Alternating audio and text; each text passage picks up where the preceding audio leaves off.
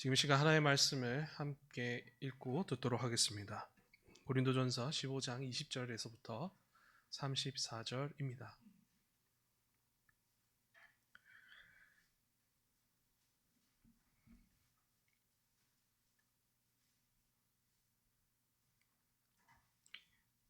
함께 교독하시겠습니다. 그리고 마지막 두 절은 같이 읽겠습니다. 그러나 이제 그리스도께서 죽은 자 가운데서 다시 살아나사 잠자는 자들의 첫 열매가 되셨도다.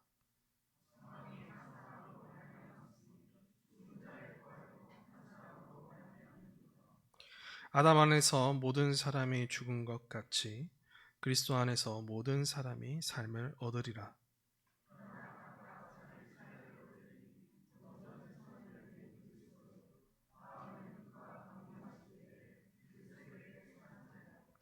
그 후에는 마지막이니 그가 모든 통치와 모든 권세와 능력을 멸하시고 나라를 아버지 하나님께 바칠 때라.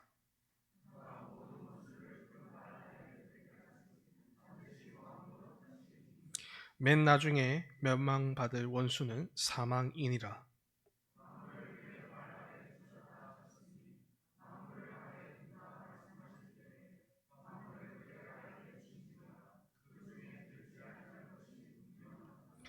만물을 그에게 복종하게 하실 때에는 아들 자신도 그때의 만물을 자기에게 복종하게 하신 이에게 복종하게 되리니 이는 하나님이 만유의 주로서 만유 안에 계시려 하심이라.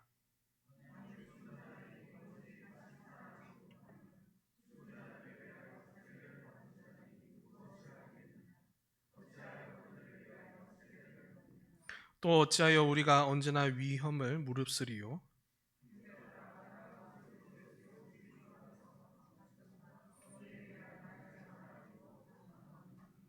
나는 날마다 내가 사람의 방법으로 에베소에서 맹수와 더불어 싸웠다면 내게 무슨 유익이 있으리요? 죽은 자가 다시 살아나지 못한다면 내일 죽을 터이니 먹고 마시자 하리라. 속지 말라. 악한 동료들은 선한 행실을 더럽히나니 깨어 의를 행하고 죄를 짓지 말라. 하나님을 알지 못하는 자가 있기로 내가 너희를 부끄럽게 하기 위하여 말하노라. 아멘. 부활. 죽은 자가 다시 살아난다는 신비한 단어입니다. 그런데 이 단어는 모두에게 허락되지 않습니다. 오로지 그리스도인들에게만 해당됩니다. 그 이유는 그리스도를 따라서 함께 부활했기 때문입니다. 이는 분명한 사실이자 거룩한 약속의 성취입니다. 바울은 15장부터 이 자명한 진리를 부활이 헛되다고 하는 자들에게 선포합니다. 부활은 하나님께서 오래전 약속하신 대로 성경대로 이루어진 일이다. 그리스도의 부활은 분명한 역사이며 자신을 포함한 많은 그리스도의 부활을 증거하는 증인들이 있는데 어찌 이를 부정할 수 있느냐라고 말했습니다. 또한 그는 부활이 없는 신앙이 얼마나 허망한 것인지도 설명했습니다. 부활이 없다면 우리의 구속자는 거짓이며 우리 모두는 영원히 죽은 자가 되고 그저 영원한 죽음만을 기다리는 불쌍한 자요 소망 없는 자일 뿐이다 라고 말했습니다. 이처럼 바울의 부활이 없다는 자들의 입술을 꼭 다물게 하기 위해서 치열한 논증을 펼쳤습니다. 그리고 오늘 이어진 본문에도 계속됩니다. 그는 그리스도의 부활이 어떻게 우리의 부활과 연합되는지 설명하고 부활의 분명함을 더욱 드러냅니다. 동시에 부활은 허구요 상관없다라고 하는 자들의 목소리가 얼마나 어리석은지도 다시 파헤칩니다. 먼저 20절부터 22절을 살펴보도록 하겠습니다. 제가 읽어보겠습니다. 그러나 이제 그리스도께서 죽은 자 가운데서 다시 살아나사 잠자는 자들의 첫 열매가 되셨도다. 사망이 한 사람으로 말미암았으니 죽은 자의 부활도 한 사람으로 말미암는도다. 아담 안에서 모든 사람이 죽은 것 같이 그리스도 안에서 모든 사람이 삶을 얻으리라. 20절에서 바울은 그러나라는 접속사를 사용하며 화제를 전환시킵니다. 그는 앞선 19절에서 부활이 없다는 자들의 생각대로 진정 부활이 없다라고 한다면 우리는 죄로 가득한 이 세상만을 사는 불쌍한 자에 지나지 않는다라고 말했습니다. 그러나 현실은 그렇지 않다라고 20절에서 말합니다. 현실은 반대입니다. 결코 우리의 삶은 불쌍하지 않음을 그리스도를 믿는 모든 자들이 도리어 복된 자임을 당당히 선포합니다. 그 이유는 그리스도께서 우리 부활의 첫 열매이시기 때문입니다. 바울은 그리스도께서 죽은 자 가운데서 다시 살아나심으로 인해 모든 잠자는 자들의 첫 열매가 되셨다라고 증거합니다. 이러한 바울의 말을 이해하기 위해서는 먼저 그리스도와 그리고 모든 잠자는 자들의 관계를 파악해야 합니다. 성경은 죽은 자들에 대해 두 종류의 사람에 따라 나뉘어 표현했습니다. 불신자와 그리고 신자의 죽음을 나눈 것인데요. 불신자의 죽음은 멸망, 그리고 쫓겨남, 불못에 던져짐 등으로 묘사됩니다. 반면 신자의 죽음은 낙원에서 쉼, 그리고 잠자다, 그리고 주님 품 안에 있다 등으로 설명됩니다. 그래서 여기 잠자는 자들의 표현은 이 땅을 살다가 주님 품으로 돌아간 그런 신자들을 말합니다. 또한 동시에 넓은 의미로도 확장되는데요. 그리스도와 연합된 자, 곧 그의 구원함을 입은 모든 택자들까지도 포함합니다. 과거와 현재, 미래까지 이 땅에 사는 주님과 연합된 모든 자들을 일컫는 것이죠. 그리스도는 연합된 모든 택자들과 함께 하시고 특별히 그들의 대표가 되시고 또한 머리가 되셔서 구원의 약속을 이루어내십니다. 자기 품 안에 있는 모든 택자들이 죄에서 떠나 하나님의 자녀로 온전히 완성된다는 그 구원의 약속을 이루기 위해 그리스도는 자신에게 주어지는 중보자의 직무를 열심히 행하십니다. 이 직무는 다른 것이 아니라 그리스도께서 부활의 첫 열매가 되는 것으로서 아주 중요한 일입니다. 택자들의 머리가 되어 먼저 부활하여 나중 맺을 열매들의 시작이요 그리고 약속의 성취요 확실한 보증이 되시기 위하여서 그리스도는 이 중보자의 직무를 모든 것을 다해 감당하십니다. 아담 한 사람의 죽음으로 모든 사람이 죽었으나 이제 한 분 예수 그리스도의 부활로 그 안에 연합되어 있는 모든 택자들이 약속대로 다시 살아난다라는 것을 그리스도께서 먼저 보여주시고 모범이 되어주시고 그것을 보증시켜 주십니다.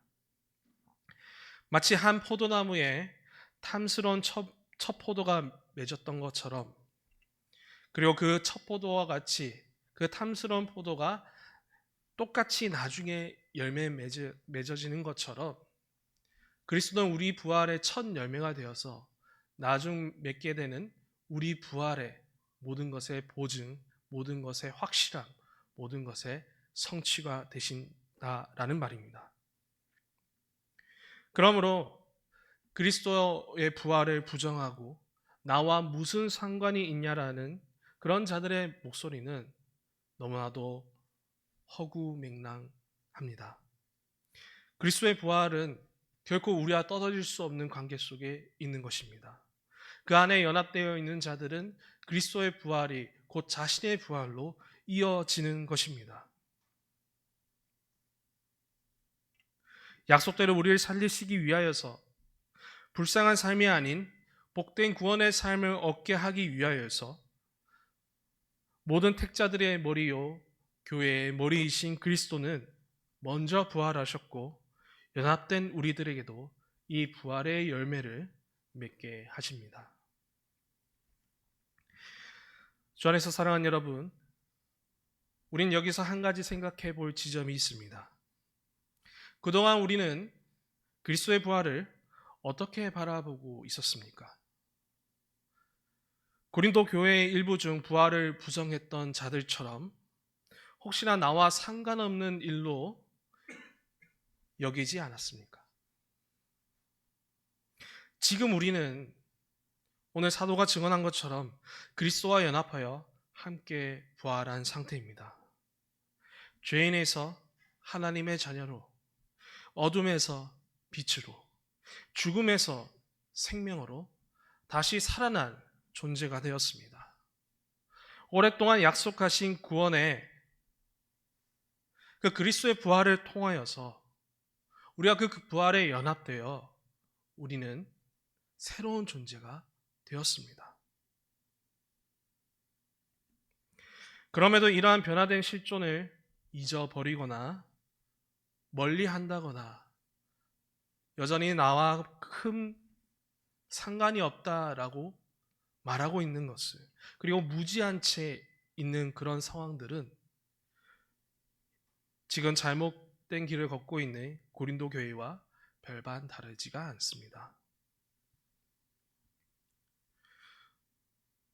우리는 분명 이들과 비슷한 모습을 경계해야 합니다. 그리스도의 부활이 나와 무슨 상관이 있냐라는 그런 무지한 태도를 멈춰야 합니다. 또한 여전히 나는 변하지 않는다라고 부활의 그 은혜가 있음에도 불구하고 여전히 죄와 싸우기를 거부하고 여전히 자신의 자리 안에 머무는 것조차도 이들과 같은 선상에 놓여 있습니다. 누구든지 그리스도 안에 있으면 새로운 피조물이 되었다라는 사도의 증언처럼 우리는 약속대로 그리스도로 말미암아 새롭게 부활한 존재임을 잊지 마시길 바랍니다. 하나님의 약속대로 우리는 그리스도와 연합하여서 그 부활이 분명하게 이루어졌고 우리는 하나님의 자녀로 그리고 거룩한 삶을 얻게 되었음을 더욱 마음 깊이 새기면서 남은 우리의 일생 동안 풍성한 부활의 열매를 가득 맺으시길 주님의 이름으로 소원합니다. 다음 단락으로 넘어가게 된다면 이제 23절에서 28절인데요. 23절도 그러나로 시작합니다. 이는 앞서 말한 부활의 첫 열매로서 그와 연합된 택자들이 이 삶을 얻게 된다라는 그런 진리가 이 종말론적 긴장 안에 있음을 강조하려는 그런 사도의 의도가 담겨 있습니다.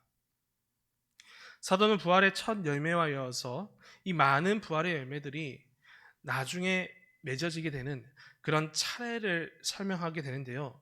이를 위해서 신학적인 논증을 자세히 이어가고 있습니다. 우리의 부활은 분명 지금 시작되었으나 당장은 완성된 것이 아니며 오직 삼위 하나님의 거룩한 그 구원의 경륜 속에서 특별한 때에 맞춰 맺어지고 완성된다라는 것을 설명합니다. 그래서 사도는 부활의 차례를 두 때로 설명하게 되는데요. 먼저는 그리스도의 부활로 우리의 부활이 시작되는 때, 그리고 그 후에 그리스도가 다시 오심으로 우리의 부활을 완성하는 마지막 때입니다. 먼저 첫 때는 시작입니다. 우리는 이 시작에 관하여서 생각할 때 부족함이 있다라고 생각해서는 안 됩니다. 부활의 시작은 완전한 상태, 완벽한 상태로 이루어집니다. 전혀 부족함이 없는 상태로 이루어지게 되는데요. 이미 그리스도의 부활로 온전하게 살아나게 하는 그 부활의 은총과 생명은 완벽합니다. 그리고 성도는 그 그리스도의 부활을 믿음으로 통해서 곧바로 영과 유익의 이 은총과 생명을 얻고 경험하게 되죠. 하지만 아직 미완성의 상태에 있습니다. 죄수복을 벗고 이 부활의 옷으로 갈아입었으나 여전히 삶은 이 죄성에 젖어 있기 때문입니다. 한 번에 다 모든 것이 완성되면 좋겠지만 이 하나님께서는 특별한 시간을 두어서 이 부활의 완성에 이르는 삶을 허락하셨습니다. 죄성의 때를 다 벗기고 온전한 부활의 몸으로 만드시기 위하여서 이 거룩한 성화의 과정을 이 땅에서 펼치시는 것입니다. 죄에 대하여 점차 죽고 하나님께 대하여 점차 다시 살아난 자로서 그 모습을 만들어가는 아주 특별한 과정을 이 땅의 삶에서 펼치시는 것이죠. 그리고 그 삶이 다 끝나고 그리고 모든 계획이 다 끝난 후에는 그리스도께서 다시 오심으로 더 이상 죄에 속할 수 없는 그리고 영원한 생명이 아주 충만한 더 이상 하나님의 자녀로 만들 것이 없고 흠이 없는 영과 육으로 부활시킬 것입니다. 이러한 마지막 완성의 때는 분명 이루어지지 않는 미래이지만 그 미래는 불확실한 미래가 아니라 분명한 약속으로 주어진 하나님의 말씀입니다. 틀림없이 부활의 첫 열매이신 그리스도께서 이뤄내실 것입니다. 사도는 이를 이렇게 증거합니다. 그리스도가 왕 노릇 한다라고 25절에서 표현하고 있습니다. 그리스도는 창세 전부터 이 하나님 나라를 다스리게 되시는데요. 이 하나님 나라를 다스리실 때 이 성부로부터 이 거룩한 나라의 통치를 이어받았습니다. 성부는 만물을 아래 두신 그런 전능하신 분임에도 이 독생자에게 통치를 넘긴 것은 그 나라의 백성들을 죄에서 구원하기 위함입니다. 완전한 부활, 완전히 다시 살아나서 영원히 함께하기 위하여서 잠시 동안 성자에게 자신의 통치권을 넘겨주신 것입니다. 따라서 이에 대한 진술이 24절에 나타나게 되는데요. 이 또한 마지막 때에 대한 추가적인 진술로서 그리스도는 왕노릇 하시는 중보자의 직무를 이 완성의 때까지 하시고 성부께 바치게 될 것입니다. 우리의 온전한 부활, 우리의 완전한 부활을 위하여서 그리스도가 끝까지 왕노릇 하셔서 아버지와 영원히 함께함에 부족함이 없는 그런 완전한 자녀로 거룩한 자들로 빚어질 때까지 왕노릇 하신다라는 겁니다. 그리고 그것을 약속으로 이 말씀을 통해 분명히 증거하고 있습니다. 여기까지 사도는 부활에 관한 이 심도 있는 신학적 논증을 펼쳤습니다. 앞선 논증과 그런 설명을 통해서도 이 부활을 부정하고 상관없다 하는 자들의 입술을 다물기에도 충분했습니다. 그럼에도 불구하고 이렇게 풍성한 부활의 진리를 이어나간 건 잘못된 생각으로 끊어진 이 부활의 소망을 다시 이어주기 위함입니다. 잘못된 마음과 생각으로 끊어진 그 부활의 소망을, 그 잃어버린 부활의 미래를 되찾도록 사도 바울은 이 깊은 진리를 진술하고 있는 것입니다. 우리의 부활이 완성될 그 마지막 때가 그리스도께서 왕노릇 하심으로 분명하게 약속되어 있으니 주어진 새 생명의 삶, 주어진 그 승리를 놓치지 말고 그 소망을 향해 품고 달려나가라는 경건의 교훈을 주고 있는 것입니다. 주 안에서 사랑하는 여러분, 그렇다면 지금 우리는 이러한 부활의 소망을 여전히 계속해서 잘 간직하고 있습니까? 그 소망으로 오늘을 견디고 그리고 죄와 싸우고 악을 멀리하고 마지막 승리가 펼쳐지는 그 순간을 향해 걸어가고 있습니까?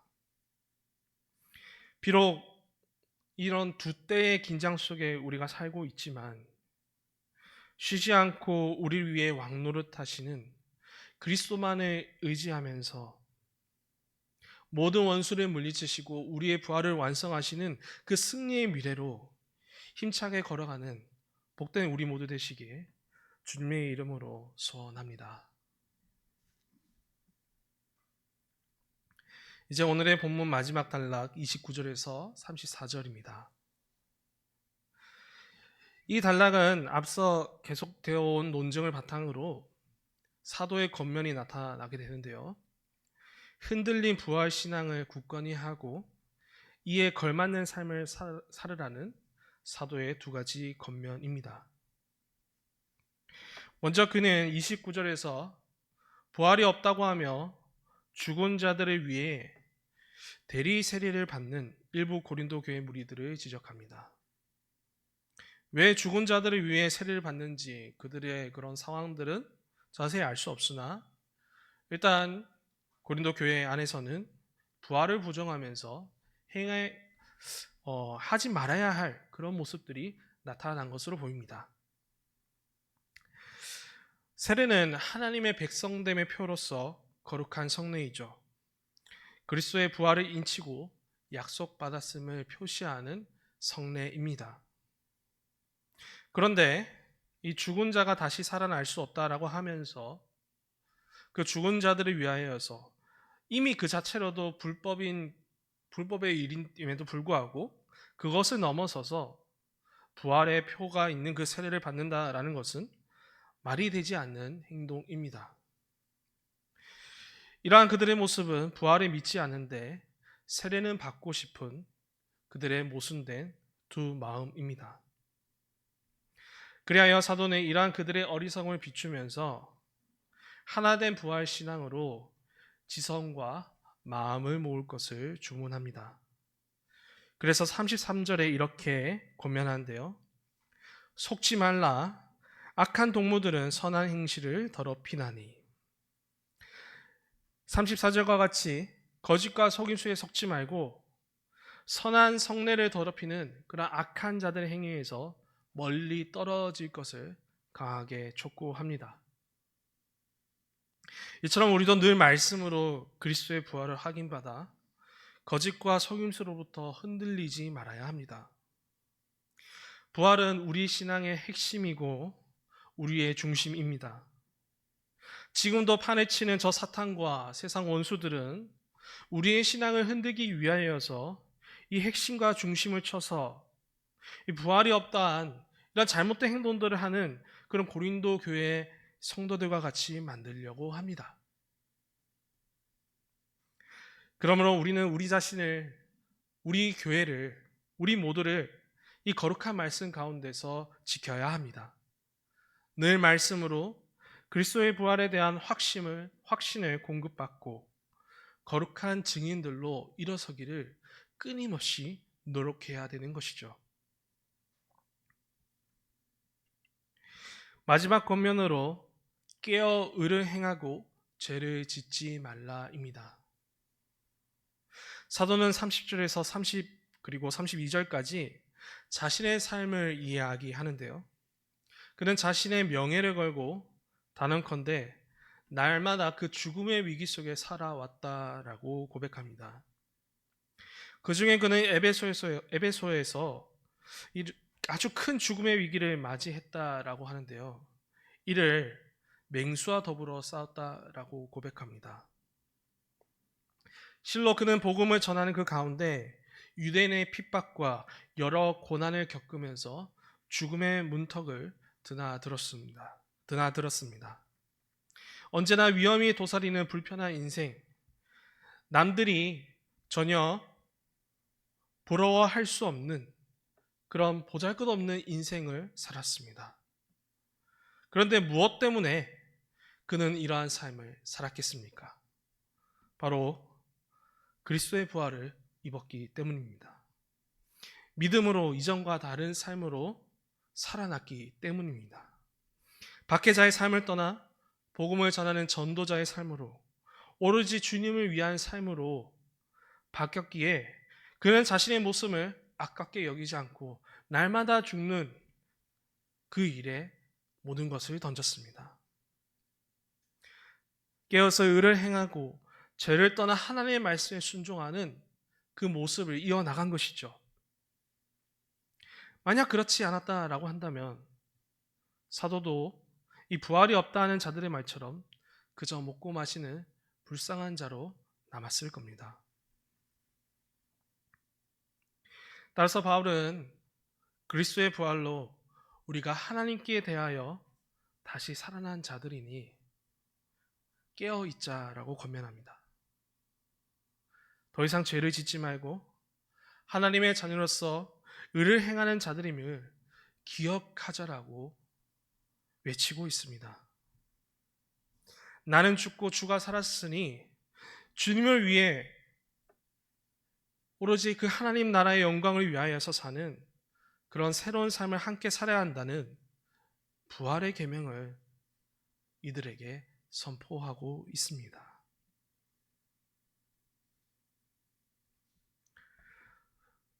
주 안에서 사랑하는 여러분, 이렇게 부활에 관한 사도의 권면까지 우린 확인하였습니다. 더군다나 부활이 거짓으로 왜곡되는 이 시대에 부활의 소망이 놀림과 부끄러움으로 바뀌는 이 시대에 주님께서는 이 말씀을 통해 우리가 다시 부활의 소망을 붙잡을 것을 요청하고 계십니다. 지금 내가 왕노릇하며 부활의 열매를 맺고 있으니 그리고 그 완성의 약속을 내가 끝까지 지킬 것이니 나와 함께 이 부활의 신앙을 이어가자라고 요청하고 계십니다. 그러므로 우리 모두는 어떻게 해야 되겠습니까? 우리 모두는 그리스도의 부활에 연합된 자가 아닙니까?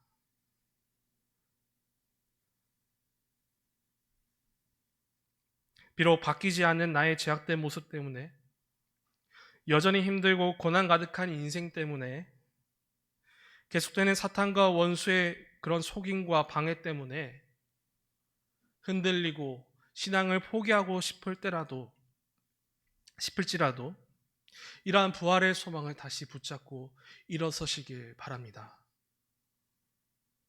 늘 말씀으로 이 부활의 주님을 확신하여 조금 더 힘을 내어 걸어가는 우리 모두가 되시길 바랍니다. 부활의 첫 열매가 되시는 그런 주님과 함께 한다라면 우리는 끝내 저 완성의 때로 분명히 이룰 것입니다. 우리는 분명 승리하게 될 것입니다. 그때까지 지금 우리에게 주어진 이 삶이 계속되는 한 이 부활의 은총이 가득히 넘쳐서 늘 깨어있고 그리고 의를 행하고 죄를 짓지 않는 그런 부활의 백성들 다 되시길 주님의 이름으로 축복합니다.